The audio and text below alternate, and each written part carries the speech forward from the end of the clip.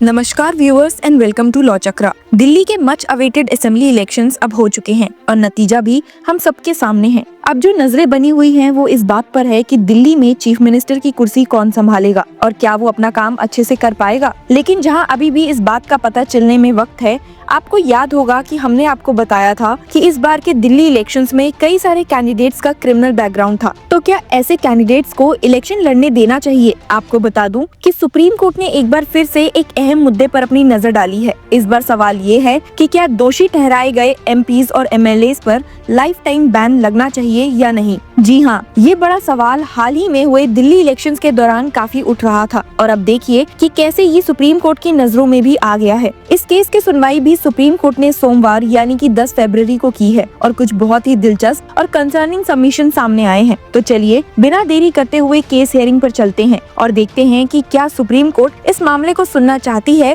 या फिर outright reject कर देना चाहती है। दरअसल ये मामला एक इंटरिम एप्लीकेशन के थ्रू कोर्ट में आया है जो लॉयर और एक्टिविस्ट अश्विनी कुमार उपाध्याय ने 2017 में फाइल की थी, calling for such a ban. इस एप्लीकेशन में रिप्रेजेंटेशन ऑफ पीपल्स एक्ट 1951 यानी कि आरपी एक्ट के सेक्शंस 8 और 9 की वैलिडिटी को चैलेंज किया गया है। एडवोकेट उपाध्याय ने ये सवाल उठाया है कि ये कानून सिर्फ एक लिमिटेड समय तक दोषी एमपीज और एमएलएस को डिस्क्वालीफाई क्यों करता है, जबकि उन्हें हमेशा के लिए हटा देना चाहिए। आपको बता दूं कि फिलहाल ये बैन सिर्फ 6 साल का ही होता है, जो तब शुरू होता है जब कन्विक्ट अपनी सजा पूरी कर लेता है। पीआईएल, जो कि जस्टिस दीपांकर दत्ता और जस्टिस मनमोहन की बेंच सुन रही थी, ये भी सवाल उठाती है कि जब एक सरकारी कर्मचारी या फिर एक बाबू एक बार दोषी ठहराया जाए तो उसका करियर खत्म हो जाता है, लेकिन नेता लोग फिर भी इलेक्शन लड़ने का हक रखते हैं। 2020 में सेंट्रल गवर्नमेंट ने एक एफिडेविट में लाइफ टाइम बैन लगाने की बात को खारिज कर दिया था, मगर इलेक्शन कमीशन ने इस आइडिया को समर्थन किया था।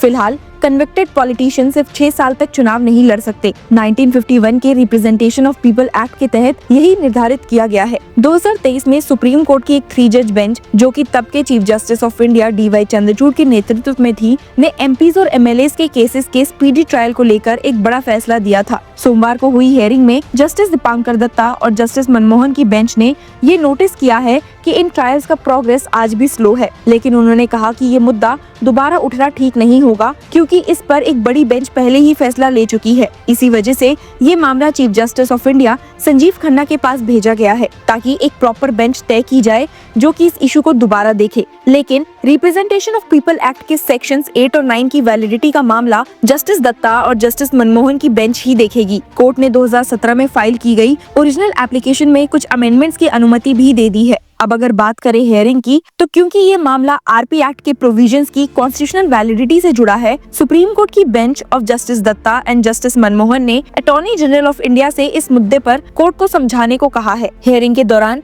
सीनियर एडवोकेट विकास सिंह ने अश्विनी कुमार उपाध्याय की तरफ से कोर्ट के समक्ष अपनी बात रखी। एमिकस क्यूरे विजय हंसारिया ने भी सबमिशंस दिए। उन्होंने ये सवाल उठाया कि क्या ये सही है कि रिकॉग्नाइज्ड नेशनल पॉलिटिकल पार्टीज के ऑफिस बेयरर्स, जिन्हें रिजर्व्ड इलेक्शन सिंबल्स मिलते हैं, के बीच कन्विक्टेड क्रिमिनल्स भी शामिल हो सकते हैं। उनका कहना था कि ये इशू भी कोर्ट की नजर में आना चाहिए। सिर्फ सेक्शन 8 और 9 की वैलिडिटी या एमपीज और एमएलएस के केसेस के स्पीडी डिस्पोजल तक सीमित नहीं रहना चाहिए। Hansaria said, today the law is they can commit murder but he can be chairman of a nationally recognized political party. That is a third issue to consider. Election commission of India की तरफ से advocate सिद्धांत कुमार ने court में ये अनुमति मांगी कि वो अमेंडेड आईए एप्लीकेशन पर अपना रिस्पांस फाइल कर सके जो सेक्शन 8 और 9 को चैलेंज करती है। कोर्ट ने उनकी ये रिक्वेस्ट मान ली और कहा, मिस्टर सिद्धांत, criminalization of politics is a very major issue. The election commission must have applied its mind and come out with a better solution than what is canvassed before us. Court ने ये भी indicate किया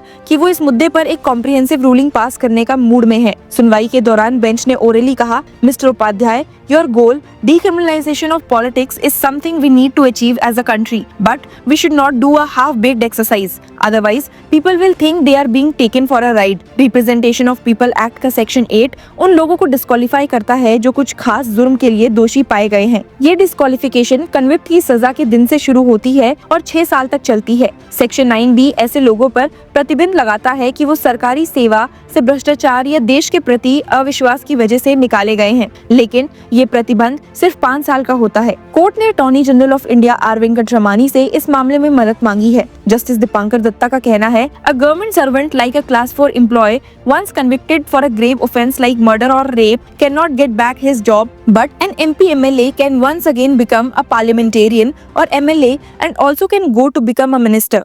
We will examine Section 8 and Section 9 of RPA। ये मुद्दा इसलिए भी बड़ा है क्योंकि ये देश के राजनीति को पक्षपात से दूर रखने और सुधारने के लिए कोशिश है। कोर्ट ने सेंट्रल गवर्नमेंट और इलेक्शन कमीशन ऑफ इंडिया से भी 3 हफ्ते के अंदर जवाब देने को कहा है। अगर कोई स्टेट गवर्नमेंट भी अपनी बात रखना चाहती है तो उनको भी अपने सबमिशंस देने का मौका मिलेगा। कोर्ट का कहना है कि वो सभी स्टेक होल्डर्स की बात सुनेगा, बस ये ध्यान रहे कि जवाब समय पर आए। इस मुद्दे की अगली सुनवाई अब 4 मार्च को होगी। तब तक सेंट्रल गवर्नमेंट, इलेक्शन कमीशन और जो भी स्टेट गवर्नमेंट्स अपने जवाब देना चाहते हैं उनको अपनी बात रखने का मौका दिया गया है। क्या सच में कन्विक्टेड नेताओं पर लाइफ टाइम बैन लगाया जाएगा? क्या कानून सबके लिए बराबर होगा? ये फैसला सिर्फ सुप्रीम कोर्ट का नहीं बल्कि देश की जनता भी करेगी। So stay tune with us to get all the updates about this case.